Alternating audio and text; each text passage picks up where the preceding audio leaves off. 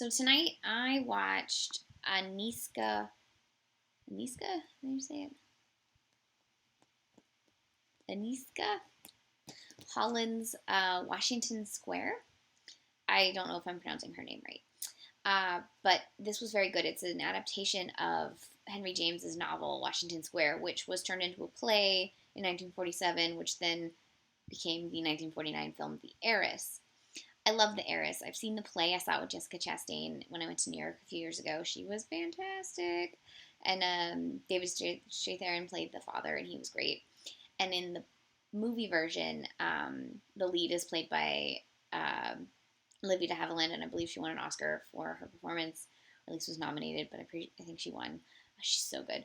And it introduced the world to Montgomery Clift. So I was beginning to watch this movie, and for some reason had not noticed that it was the same story. So I was like, why is this so familiar? And then I looked it up, and I was like, oh yeah, that's what The Heiress is based on. So that's why I knew exactly what was going to happen, because I've seen The Heiress like a million times. But this was fun to watch because it's slightly different. Like there's a lot of things in The Heiress that they change. Not a lot of things, but a few things they changed. Specifically, the ending is like majorly changed. And The Heiress has one of the greatest movie endings of all time. But in this one, the lead was played by Jennifer Jason Leigh. The father was played by Albert Finney. The aunt was Maggie Smith, and the suitor was Ben Chaplin. So in it, she is a sort of homely heiress in the mid 1800s in New York, and she meets a man at a party who is like the poor relations of her cousin's new husband. So he's, somewhat respectable enough to like be talking to her, but definitely not someone who she should be like flirting with and or marrying. And her father thinks he's a gold digger basically, and that's where all of the conflict in the movie comes from. If you're unfamiliar with the story, I don't really want to spoil it because it's kind of great.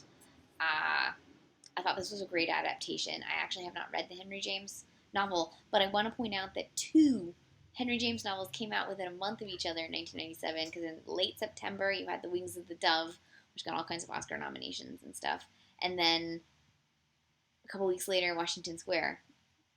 It was like a Henry James Palooza in 1997. Where was I going with that? So this was very lushly filmed. The opening sequence is this like continuous, like 7-minute shot that is so beautiful and so well planned that I was just in awe of it.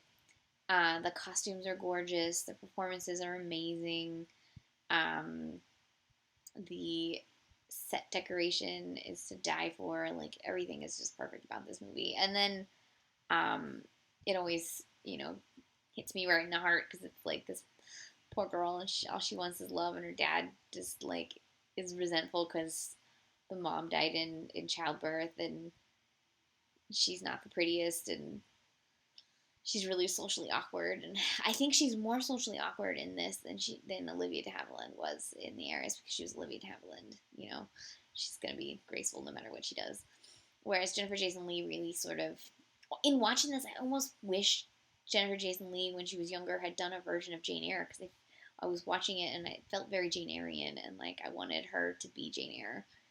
I want everyone to be Jane Eyre, but that's neither here nor there. The screenplay was written by Carol Doyle, who has the only other main thing she's done is Veronica Guerin, which was that film with Cate Blanchett a few years ago. And she did the human trafficking miniseries. So she hasn't really done much that she's credited with anyways. But there were little tidbits that were also updated where like the sister of Albert Finney's character is basically like putting him to task for the way he's treating his daughter, and those little tidbits of that like 90s feminism that we all love. God, Albert Finney's amazing, right? Like, I love watching him. He's always good. I freaked out halfway through the movie, though, because I was like, is he alive? I can't remember. He's alive. As of 2 seconds ago, he's alive, so that's good. You can rent this on Amazon for like $3. I highly recommend it. It's from 1997. It's Agnieszka Holland's Washington Square. And if you like period films that are slightly feminist and basically 100% amazing, then this is a film you will enjoy. If you like Henry James, if you like the Victorian era, like any of that stuff. Oh, I didn't talk about Ben Chaplin. Hold on.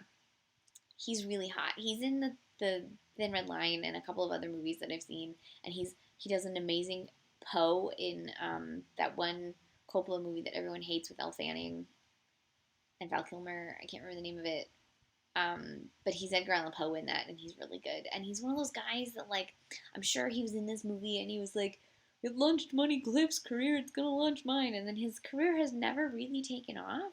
Like, he's never been, like, a household name. He's a household name in my household, but that's, lots of people are, you know? He's one of those guys that I'm always like, I love him. And people are like, who? And I'm like, oh. He's very good in this, and he does a very good sort of similar performance to Money Clift. I don't know. I thought this was delightful. You should watch it. Rent it from Amazon. Enjoy it. Want to dress in all of her dresses. Even when she has supposedly bad taste in dresses, those dresses were amazing, and I would wear them. So, maybe I have bad taste too. I don't know. She would have fit in awkward millennial New York society probably, and worn like, I don't know, crazy designer shit, and it would have been fine. Born Too Soon. Miss Catherine Sloper, Born Too Soon.